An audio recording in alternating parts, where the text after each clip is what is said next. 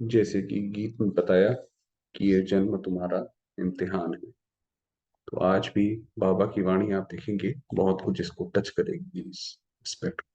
बहुत अच्छी वाणी है, ऐसा लगेगा आपको जैसे माँ बाप अपने बच्चों को समझाते हैं, तो वैसे बाबा अपने छोटे बच्चों को जो हम हैं उनको समझा रहे हैं। चलिए, 16 तारीख की वाणी है और ये रिवाइज है 7 मार्च 1995 की। प्रातः मुरली ओम शांति माता। ब्राह्मण अर्थात धर्म सत्ता और स्वराज्य सत्ता की अधिकारी। तो धर्म सत्ता क्या होती है? जब कोई व्यक्ति हमसे धर्म के रूप में यानी धारणा के रूप में ऊपर होता है तो हम उसकी बात वैसी ही मानने लगते हैं। जैसे बड़े बड़े गुरु हैं, लोग उनके पास जाते हैं, उनसे पूछते हैं आप राय दो, है ना। जैसे हम बाबा की बात मानते हैं तो वो एक धर्म सत्ता है। और स्वराज्य सत्ता माने उस राज्य की सत्ता, किसी को आप प्राइम मिनिस्टर बना दो उसको बोलते हैं राज्य की सत्ता। यहाँ पे तो बाबा ने स्वराज्य बोला है, तो उसको बोलते हैं राज्य की सत्ता। तो सतयुग में ये दोनों ही सत्ता एक ही आत्मा के पास होगी, इसलिए वो राज्य शांति पूर्वक रहता है। तो वो हमें अभी ही सीखना है, तो वो आज की वाणी पर है। तो आज बाप दादा चारों ओर के बच्चों में दो विशेष सत्ता देख रहे हैं। वो दो सत्ताएं हैं, एक धर्म सत्ता कि धारणा की रीति से हमारे अंदर कितनी शक्ति आई, और दूसरी स्वराज्य सत्ता कि अपने ऊपर आत्मा जो एक छत्र राज्य करती है, कि आत्मा मालिक है इस शरीर की, मन बुद्धि संस्कार की, तो वो कितना उसका राज्य है। पद तो मिल गया, मगर वो क्या वो मेंटेन कर पा रही है कि नहीं कर पा रही। तो ब्राह्मण जीवन की विशेषता ये दोनों सत्ताएं हर एक को प्राप्त होती है। धर्म सत्ता अर्थात सत्यता, पवित्रता के धारणा स्वरूप, क्योंकि सबसे बड़ी धारणा है पवित्रता। तो धर्म सत्ता कब प्राप्त होगी? जब हमारे अंदर सत्यता होगी, पवित्रता होगी। और स्वराज्य सत्ता अर्थात अधिकारी बन सर्व कर्मेंद्रियों को अपने अधिकार से ऑर्डर में चलाना। तो ये दोनों सत्ताएं बाबा हम सबकी देख रहे हैं। स्वराज्य अधिकारी व स्वराज्य के सत्ताधारी किसी भी परिस्थिति, प्रकृति और माया के सर्व स्वरूपों में अधीन नहीं बनेंगे, अधिकारी रहेंगे। ये खासकर जो है ये राजा की पहचान होती है कि वो किसी भी परिस्थिति से डगमगाता नहीं है। प्रजा डगमगा जाएगी, बाकी सब डगमगा जाएंगे, वो नहीं डगमगा। तो बाबा ने कहा इसलिए जो स्वराज्य अधिकारी होगा वो नहीं डरेगा, अधीन नहीं होगा। हर ब्राह्मण आत्मा को बाप दादा ने ये दोनों ही सत्ताएं प्राप्त कराई है ना। सभी में ये दोनों सत्ताएं हैं कि अभी पूरी नहीं आई हैं। अभी की दोनों सत्ताएं प्राप्त करने वाले ही भविष्य में धर्म और राज्य सत्ता के अधिकारी बनते हैं। तो जो अभी बनेगा वही भविष्य में बनेगा, कोई भविष्य में कोई अलग से नहीं होगा। दोनों ही सत्ताएं धारण की हैं। अप, अपना चित्र देखा है? डबल विदेशियों का चित्र है या औरों का चित्र है? क्योंकि इसमें विदेशी ज्यादा होंगे तो इसलिए बाबा बोल रहे हैं। तो उस चित्र में दोनों सत्ताओं की निशानी देखी है? जो आपको पता है, जो देवताओं के जो चित्र मंदिरों में या कहीं पे भी बनाते हैं, या हमारा लक्ष्मी नारायण का चित्र भी है, उसमें भी वो दो सत्ताएं दिखाई हुई है। वो बाबा हिंट कर रहे हैं। धर्म सत्ता की निशानी है लाइट का ताज, वो जो पीछे जैसे महात्मा बुद्ध के पीछे भी दिखाते हैं, तो वो है लाइट, पवित्रता का ताज। और राज्य सत्ता की निशानी है रतन जड़ित ताज। वो जो वो ताज दिखाते हैं वो राज्य की निशानी है। तो ऐसा अपना चित्र देखा है? तो दोनों सत्ता धारण इस समय करते हो। जो आधा कल्प दोनों ही सत्ताएं आप सबके एक के हाथ में है। तो इसीलिए वो जो सतयुग में श्री नारायण धारणा के रूप से इतनी ऊपर है कि उनकी प्रजा कभी सोचती नहीं कि हम इनकी जगह भी बैठे जाकर के हमें भी ये राज्य मिले। तो द्वापर से देखो तो धर्म सत्ता अलग हो गई भाई, धर्म संस्थापक अलग हो गए, और राज्य सत्ता अलग हो गई, राज्य किसी और के हाथ में था। आपको पता है, आप हिस्ट्री पढ़ेंगे तो ऐसे ही करके हुआ उसमें। जो ये कौन सा रिवॉल्यूशन आया था वेस्टर्न कंट्रीज में, उसमें वो चर्च से उन्होंने उठाकर सत्ता दूसरे को दे दी। उससे पहले भी सब अलग अलग था, इसलिए धर्म पिताओं को आना पड़ा। तो धर्म पिता और राजा दोनों अलग अलग रहे। इसीलिए राजा जो होते थे वो गुरु रखते थे भाई, हम तो पूरा धर्म जानते नहीं, तो इसलिए वो गुरु को रखते थे। तो एक के हाथ में सत्ता थी नहीं। लेकिन आपके राज्य में अलग होंगे क्या? हर एक के पास दोनों सत्ताएं इकट्ठी होती हैं, इसलिए अखंड निर्विघ्न राज्य चलता है। इसलिए वो राज्य जो है अखंड है। तो हर एक में ये दोनों ही सत्ताएं देख रहे थे कि हर एक ने कितनी अपने में धारण की। कहाँ तक अधिकारी बने हैं? क्या सदा अधिकारी रहते हैं या कभी अधीन कभी अधिकारी? अभी अभी अधिकारी हैं और अभी अभी अधीन हो जाए तो अच्छा लगेगा भाई। हम स्वराज्य अधिकारी, हम सत्ता पे बैठे हैं मैं आत्मा हूँ, ये शरीर को मैंने चलाना है। तो अभी हम अधिकारी हो गए, फिर हम दोबारा से वैसे हो गए। तो सदा अधिकारी अच्छा है। सदा अधिकार चाहिए या थोड़े टाइम के लिए चलेगा? जब स्वयं बाप अधिकार दे रहा है, देने वाला दे रहा है, और लेने वाले जो हैं उनको क्या करना चाहिए? तो बाबा ने कहा आपको तो बस लेना है, आप बस ले लो। लेना सहज है या देना सहज है? अब बाबा ने बताया यहाँ पे लेने देने की बात, कि जैसे हम ज्ञान में चलते हैं तो काफी सारी बातों की धारणाएं बाबा हमें बोलते हैं। फिर ये भी बोलते हैं कि भाई अपना सब कुछ मुझे दो। तो वो जो देना है उसमें कई बार हृदय उद्दीन होता है कि भाई ये हम सारा कैसे बाबा को दे दें, कल को हमारा क्या होगा? तो उसकी बाबा भी बात करेंगे। लेने में तो कोई मुश्किल नहीं है ना, देने में सोचा जाता है। दे नहीं दे वही बात करेंगे। किसी से कोई हमें चीज देनी पड़े, हम सोचते हैं थोड़ा दें ज्यादा दें, लेकिन लेने में तो सब कहेंगे जितना मिले उतना ले लें। तो लेने में नंबर वन हो या नंबर टू हो, तो भाई इसीलिए जब भविष्य की राज्य सत्ता बढ़ रही है अभी, तो पूरा लोग उसको कम क्यों लेते हो, ये मतलब हुआ। इसमें तो नंबर दो कोई नहीं बनता। और जब देना पड़ता है तो देने में भी नंबर वन हो कि सोचना पड़ता है, हिम्मत रखनी पड़ती है। जैसे आपको पता है, शुरुआत में जब जगदीश भाई साहब जो चीफ एडिटर रहे हमारे यज्ञ के, जब वो ज्ञान में चले तो ज्ञान उस वक्त, हमारा यज्ञ उस वक्त बैगरी पार्ट में था। माना अगली बार का खाने का भी पता नहीं होता था। और उस वक्त वो सब कुछ देख कर समझ कर तब पूरे समर्पित हुए, तो हिम्मत रखी ना। ऐसा नहीं कि भाई मेरा भी सारा धन जो मैं दे रहा हूँ वो भी सारा लुट जाए, मेरे को भी कल सड़क पे आ जाऊं मैं, तो ये सब नहीं सोचा। हिम्मत रखनी, हिम्मत रखी। तो वास्तव में देखो कि देते क्या। अब बात है कि हम देते क्या है। ब्राह्मण जीवन में देना है या लेना है? अगर देने वाली चीज से लेने वाली चीज श्रेष्ठ है, तो लेना हुआ या देना हुआ? देना पड़ेगा, देना है, ये सोचते हो तो भारी होते। कि हम ये सोचते हैं कि भाई सब कुछ बाबा का समर्पित, चलो हम फ्री हुए, तो ऐसा लगता है सब कुछ हमसे चला गया। नहीं, तो बाबा ने कहा जब ये सोचते हो देना पड़ेगा तो भारी होते हो। लेना है तो सदा खुश रहेंगे, हिम्मत में रहेंगे। देने में सोचते हो देना मुश्किल है, लेकिन पहले लेते हो फिर देते हो। कुछ देते तो कुछ भी नहीं हो, जैसे छोटे बच्चे होते हैं, उनके हाथ में और कुछ नहीं होगा तो बस उनकी टॉफी ही होगी। और वो भी वो देने में जो है माँ बाप को क्या कहते हैं, आनाकानी करते हैं। तो ऐसे ही बाबा ने कहा आपके पास देने के लिए है क्या? और उसमें भी आप, जब हमें पहले बाबा से अनुभव होता है तब हम बाबा को दे पाते। जिसको अनुभव नहीं होता वो आत्मा आप देखेंगे नहीं दे सकती, चाहे वो ज्ञान में जितने मर्जी समय से चलती रहे। अगर उसको अनुभव नहीं हुआ तो वो नहीं दे पाएगी। आपके पास कुछ है जो बाप को देंगे? दी तो अच्छी चीज जाती है या खराब चीज? किसी को चीज देंगे तो अच्छी चीज देंगे। तो क्या अच्छा है आपके पास?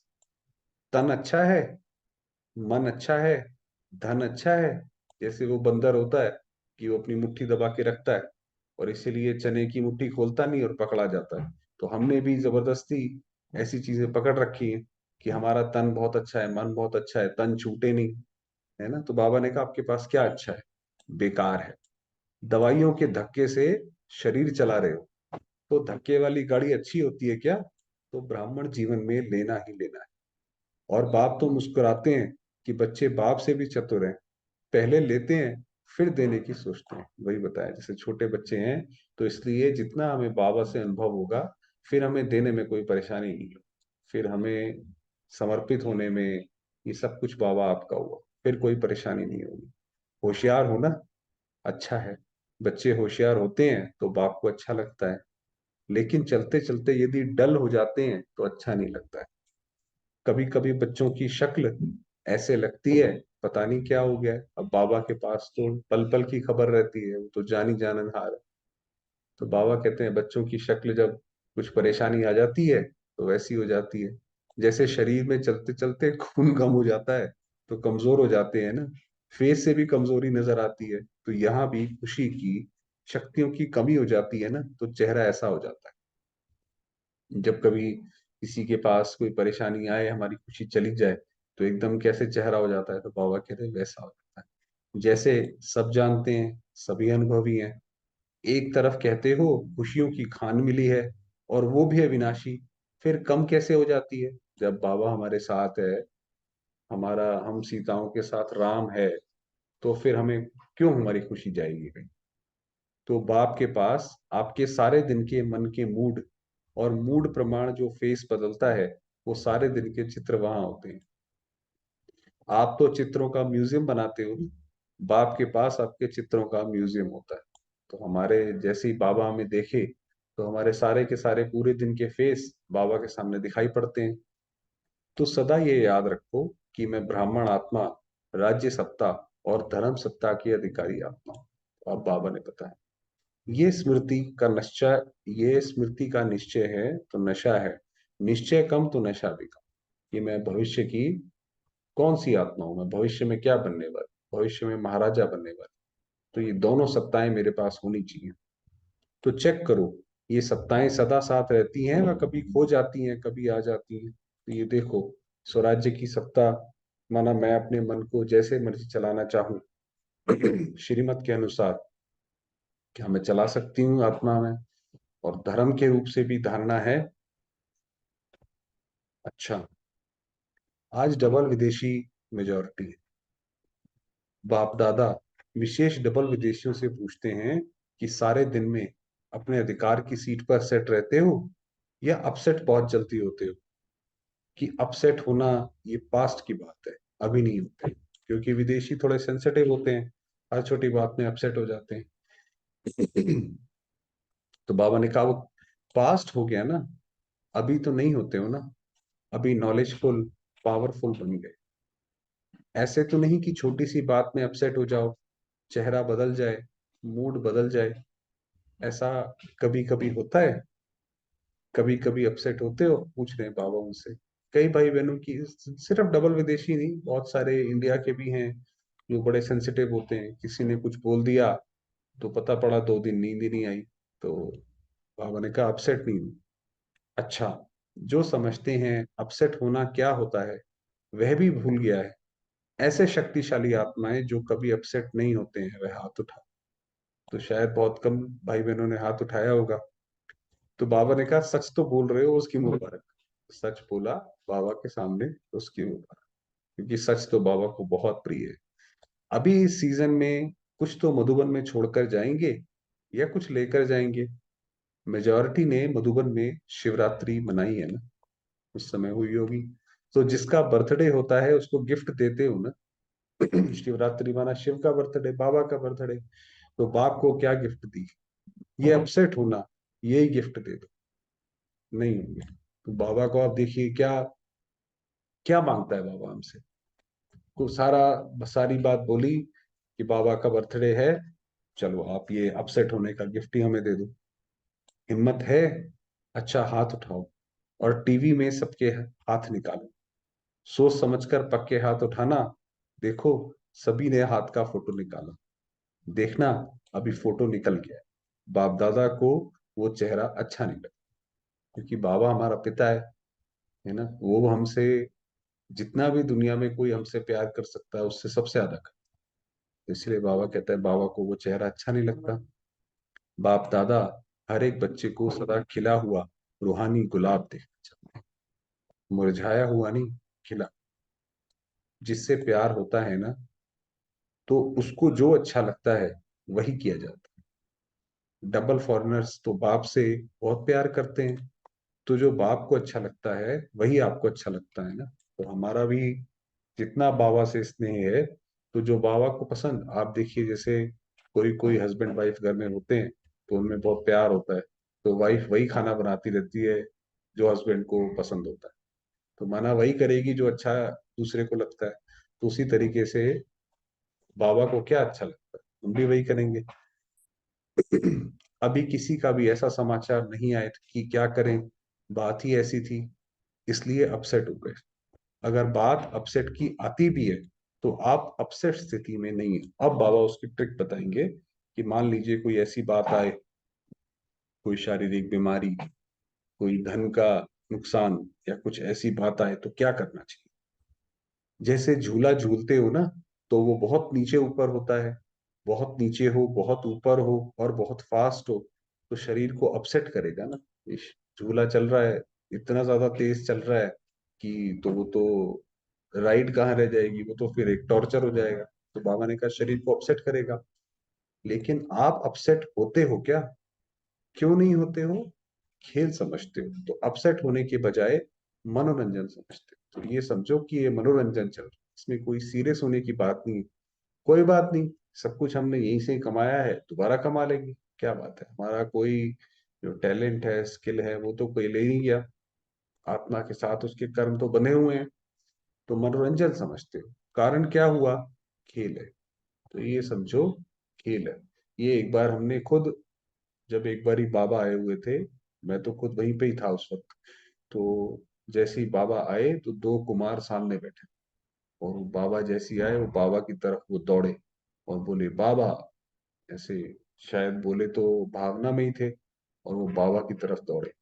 मगर बाबा से पहुंच नहीं पाए, उससे पहले उनको पकड़ लिया गया। अब आप सोचिए, आप एक सभा में बैठे हैं और कोई दो लोग आपकी तरफ दौड़े, आपको नहीं पता कि उनके पास क्या है क्या नहीं है ना? कुछ भी हो सकता है। मगर बाबा की स्थिति हमने देखी, बिल्कुल जैसे हिले ही नहीं, जैसे पलक भी नहीं झपकाई बाबा ने, क्योंकि बाबा की फोटो तो सामने हमें दिखाई पड़ती थी। और फिर बाबा ने बोला कि बच्चे, खेल खेल में खेल देखा, प्रैक्टिकल एग्जाम्पल हमने देखा कि बाबा की स्थिति कैसी थी। तो वही बाबा बता रहे हैं कि आप भी कुछ भी हो, समझो खेल है। दादियां जाती थी कभी फ्लाइट में, कभी कहीं पे किसी सेवा के अर्थ, क्या नहीं होता था वहां पे, मगर हमेशा निश्चिंत, क्योंकि बाबा साथ। तो हम भी रह सकते हैं ऐसे। अगर कोई अपसेट करने की बातें आएंगी भी, आएंगी जरूर। जिन्होंने हाथ उठाया उन लोगों के पास और बड़ी अपसेट करने वाली बातें आएंगी, क्योंकि बायां भी मुरली सुन रही। लेकिन उसको एक खेल समझो, घबराओ नहीं। अच्छा झुलाती है, झूलने दो। जैसे झूला होता है, उसमें कोई धक्का देता है तो अच्छा लगता है, तो समझो ये भी झूला है। वो भी एक तरीके का, जैसे इमोशंस, वो एंजॉय करो। लेकिन मन घबराए नहीं, नॉलेजफुल, पावरफुल बन जाओ। उस सीट को छोड़ो नहीं। अब सीट को नहीं छोड़ोगा ना, मन को उधर जाने मत दो, मन को पकड़ के रखो। ये पहली बात, मैं आत्मा मालिक हूँ, और दूसरी बात ये कल्याणकारी रहा, हिलो नहीं उससे। अगर एक दो बार भी माया ने देखा कि अपसेट होने वाले नहीं है, तो खुद अपसेट हो जाएगी, आपको नहीं करेगी।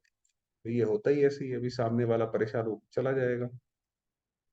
बात की लेन देन भले करो, कोई भी बात आती है तो नॉलेजफुल होने के कारण समझते हो ना, ये ठीक है, ये नहीं ठीक है, ये होनी चाहिए, ये नहीं होनी चाहिए। लेकिन बात की लेन देन बात की रीति से करो, अपसेट रूप से नहीं करो। माना कोई बात आई है, किसी से आपने बात करनी है, करो उस बारे में, वो कोई गलत बात नहीं है। मगर हमने अपना दुखड़ाई रोना शुरू कर दिया कि ये, तो वो गलत है।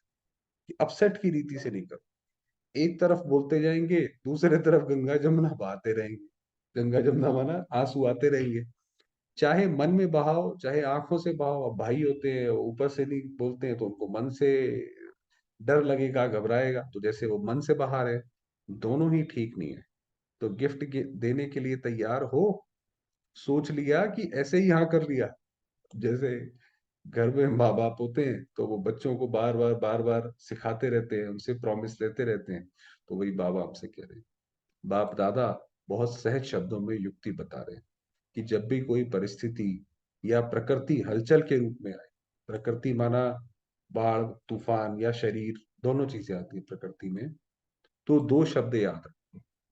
विधि है, या नोट करो या डॉट लगाओ। क्या है, दो शब्दों में पूरा ज्ञान डाल दिया बाबा ने, नॉट या डॉट। अगर कोई बात रॉन्ग है तो यही सोचो, नॉट माना नहीं करना है। कोई हमारे सामने बात आई, श्रीमत के हिसाब से ये सही है कि गलत है, नहीं है तो नहीं करना, खत्म हो गई बात। अब उसमें सोचने विचारने की ज्यादा जरूरत नहीं है। नो, बाबा ने बोला कि बच्चे आप अपनी स्थिति से नहीं हिलो, तो नहीं हिलना। नॉट, ना सोचना है, ना करना है, ना बोलना है। और डॉट लगा दो तो नॉट हो ही जाए। क्योंकि अगर नॉट लगाएंगे, उसके बाद मन में संकल्प आएगा, अरे ऐसा ना हो जाए, वैसा ना हो जाए, उस व्यक्ति ने ऐसा किया था, फलां ने ऐसा किया था। उसमें डॉट लगा, बस शांति से, फुल स्टॉप। सोचो नॉट, लगाओ not। कोई भी ऐसी परिस्थिति आए, नॉट और फिनिश। डॉट लगाने में कितना टाइम लगता है? सेकंड से भी कम। लेकिन होता क्या है, समझते हो ये नहीं करना है, ठीक नहीं है, लेकिन डॉट लगाना नहीं है। तो अपने मन को, ये प्रैक्टिस की बात है कि किसी बात पे डॉट लगा। नॉलेजफुल तो बन गए, लेकिन सिर्फ नॉलेजफुल नहीं चाहिए, नॉलेज के साथ पावरफुल भी चाहिए। तो पावरफुल स्थिति की कमजोरी है, इसलिए डॉट नहीं लगा सकते। और जिसे डॉट लगाना आएगा, वे बाप को भी नहीं भूले, क्योंकि ये तो बहुत एक गहन, इसके अंदर शक्ति चाहिए उस पे लगाना। तो बाबा की याद भी उसके साथ रहेगी। बाप भी डॉट है, आप भी तो डॉट हो, तो सभी याद आ जाएगा। Full stop.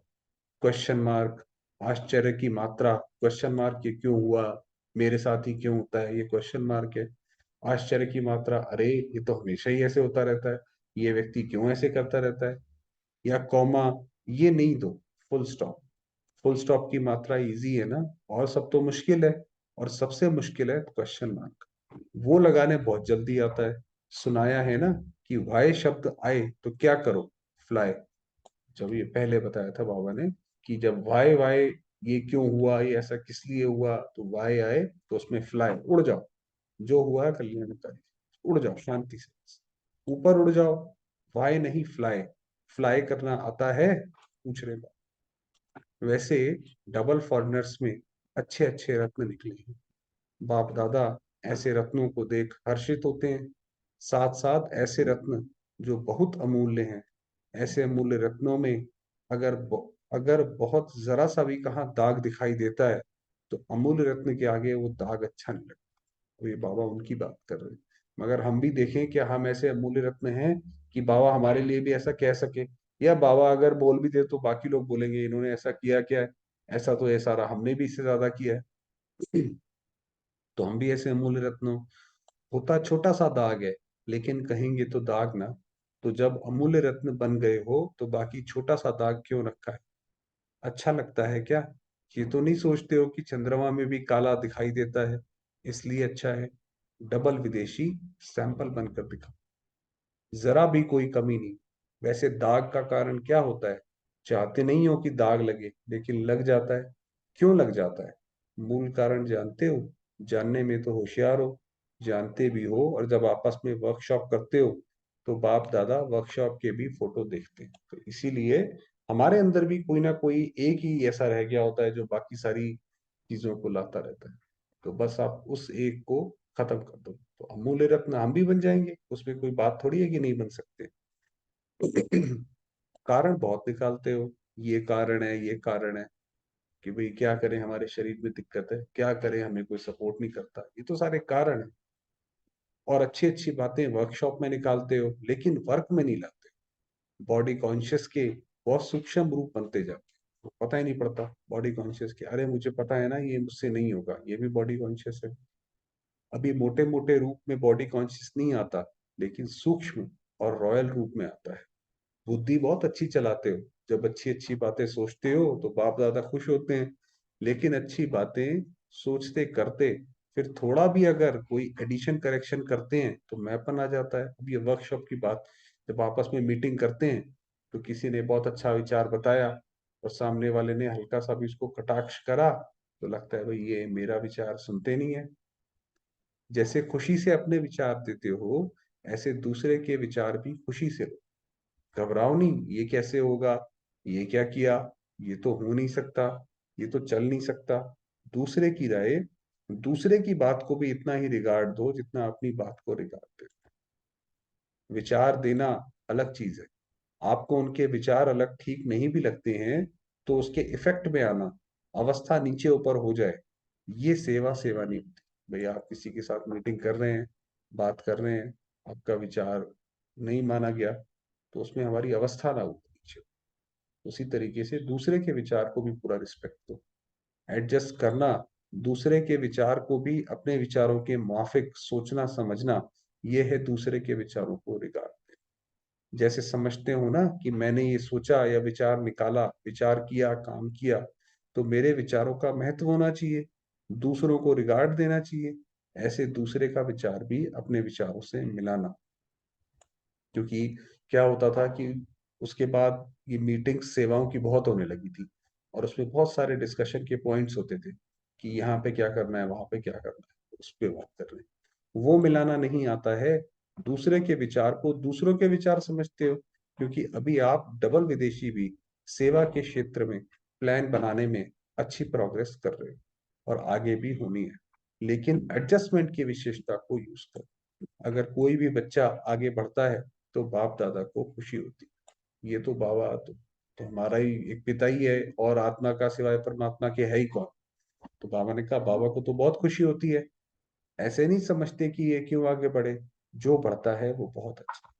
तो डबल विदेशियों के लिए बाप दादा का स्नेह तो है ही, लेकिन सेवा के प्लान व प्रैक्टिकल सेवा के लिए जो करते हो, कर रहे हो, उसके लिए बहुत बहुत रिग्रेट। कि बाबा के लिए किसी ने भी जरा सा भी कुछ सेवा करा बाबा के कहे अनुसार, तो बाबा को तो उसका बहुत बहुत रिगार्ड है। एक बहन थी, वो ज्ञान छोड़ के चली गई थी, तो कोई बात हुई उसकी, तो बाबा ने बोला कि बेशक वो बहन चली गई है, अब ज्ञान में नहीं चलती है, मगर जो उसने सेवाएं करी है वो भरपूर करी है। तो आज भी वो सेवाएं बाबा के आगे खड़ी हैं। तो किसी ने बताया कि ऐसा बोलते हुए बाबा की आंखें भी नम थी। तो यानी कि अगर कोई हमने सेवा करी है तो वो बाबा के सामने सदैव। बाप दादा ने पहले भी सुनाया है, अगर आप डबल विदेशी नहीं होते तो बाप का एक टाइटल प्रैक्टिकल में सिद्ध नहीं होता। कौन सा? विश्व कल्याणकारी। तो अभी देखो, विश्व के चारों ओर बाप का मैसेज दे रहे हो ना, क्योंकि जब बाहर गया तभी तो विश्व कल्याणकारी कहलाया। इस सीजन में चारों ओर के आए हैं ना। टोटल कितने देशों के आए हैं? 58 किसी ने बताया। बाकी कितने मुख्य देश रहे हैं? 125। छोटे छोटे देश तो बहुत होंगे, लेकिन मुख्य देश 125 रहे होंगे। तो अभी डबल विदेशियों को बहुत काम करना पड़ेगा। भारत में भी करना है तो विदेश में भी करना है, दोनों जगह करना है। बाप दादा ने पहले भी कहा है कि सेवा की संपूर्ण सफलता की निशानी ये है कि कोई भी तरफ की आत्मा उलाहना नहीं दे, कि हमारे पास तो मैसेज पहुंचाई, कि हमारे भी आसपास जो रहते हैं, जिनके साथ भी हम मिलते हैं, उनको कुछ ना कुछ ज्ञान का छींटा जरूर हम डालें, तो आखिर में वो हमें उलाहना ना दे। बाबा ने बताया कि कौन सा दृश्य होगा तो आपको कैसा लगेगा, ये बता रहे। मैसेज पहुंचाया और सुनते हुए कोई ने अपना भाग्य नहीं बनाया, तो आपके प्रति उल्हाना नहीं हुआ, वह उन आत्मा के प्रति, वो तो फिर उसकी अपनी जिम्मेवारी है। लेकिन आपके प्रति कोई उल्हाना नहीं रह जाए। जब कहते ही हैं मास्टर विश्व कल्याणकारी हैं, तो विश्व के चारों ओर मैसेज तो पहुंचना चाहिए।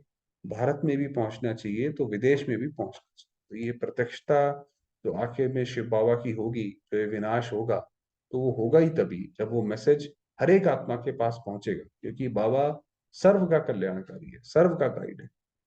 जिस समय आपका विजय का झंडा लहराता हो, उस समय यदि कोई आत्मा आकर ये उल्हाना दे तो अच्छा लगेगा। ये देखिए, ये दृश्य कि आप झंडा लहरा रहे हैं, प्रत्यक्षता कर रहे हैं कि भगवान आ गया, और उसमें से एक आत्मा ने भी आकर बोला कि हमें तो आपका परिचय ही नहीं मिला। तो ये तो फेल हो गए फिर। एक तरफ आपका झंडा लहरा रहे हैं और दूसरे तरफ लोग उल्हाना दे रहे हैं, तो अच्छा लगेगा? नहीं लगेगा ना। डबल विदेशियों ने हिम्मत अच्छी है। बाप दादा से प्यार तो है ही, लेकिन सेवा से भी प्यार अच्छा है। दोनों से प्यार का सर्टिफिकेट अच्छा है। अभी कौन सा सर्टिफिकेट लेना है? जितने सेवाधारी उतने ही शक्तिधारी। सेवा करो, शक्ति के साथ करो।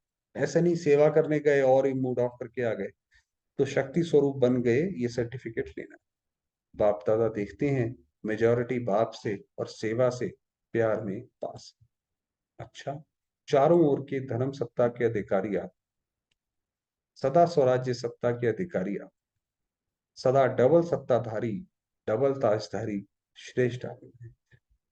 सदा सर्व शक्तियों द्वारा शक्ति स्वरूप का प्रत्यक्ष स्वरूप दिखाने वाले शक्तिशाली आप, सदा लक्ष्य को लक्षण के रूप में दिखाने वाले, अनुभव कराने वाले शक्तिशाली महावीर, अचल अडोल आत्माओं को बाप दादा का याद प्यारा नमस्ते। हम रूहानी बच्चों की, रूहानी बाबा याद प्यारा नमस्ते। कितना बड़ा बाबा ने हमारी महिमा देखी। वरदान दिया, दृढ़ संकल्प द्वारा व्यर्थ की बीमारी को सदा के लिए खत्म करने वाले सफलता मूर्त बनने के लिए सभी बच्चों को यही एक दृढ़ संकल्प करना है कि ना कभी व्यर्थ सोचेंगे, ना कभी व्यर्थ देखेंगे, ना व्यर्थ सुनेंगे, ना व्यर्थ बोलेंगे और ना व्यर्थ करेंगे। सदा सावधान रहे, व्यर्थ के नाम निशान को भी समाप्त करें। जो चीज से हमें फायदा नहीं, जिस चीज से हमें कुछ मिलना नहीं, वो व्यर्थ है, उसको नहीं सोच के। न्यूज आप उतनी देखो जितनी जरूरत है, बाकी किसी से बात करो जितनी जरूरत है। ये व्यर्थ की बीमारी बहुत कड़ी है, जो योगी बनने नहीं देती है। क्योंकि व्यर्थ है विस्तार, विस्तार में भटकने वाली बुद्धि को समेटने की शक्ति द्वारा सार स्वरूप में स्थित करो, तब सहज योगी सफलता मूर्त बनेंगे।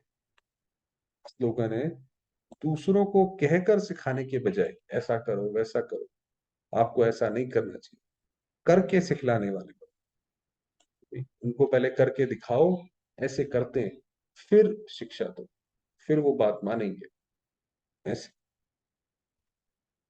समय हुआ है बस।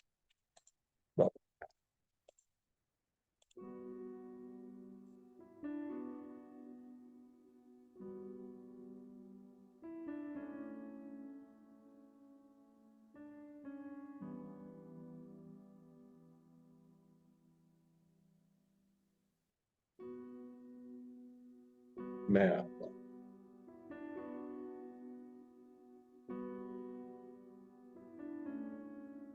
लाइट के शरीर में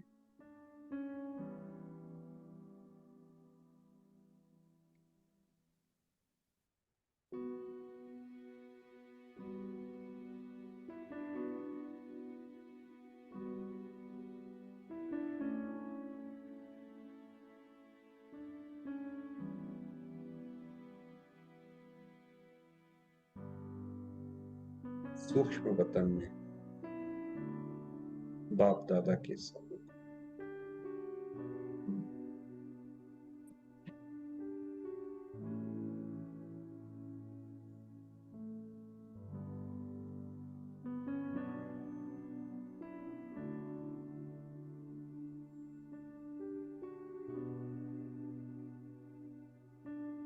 उनकी छत्र छाया के नीचे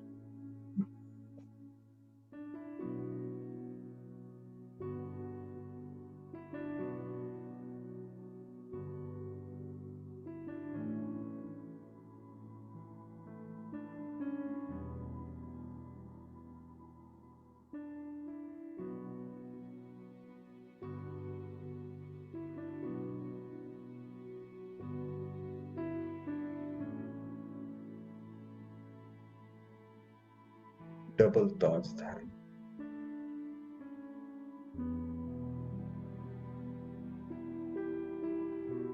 पवित्र स्वरूप।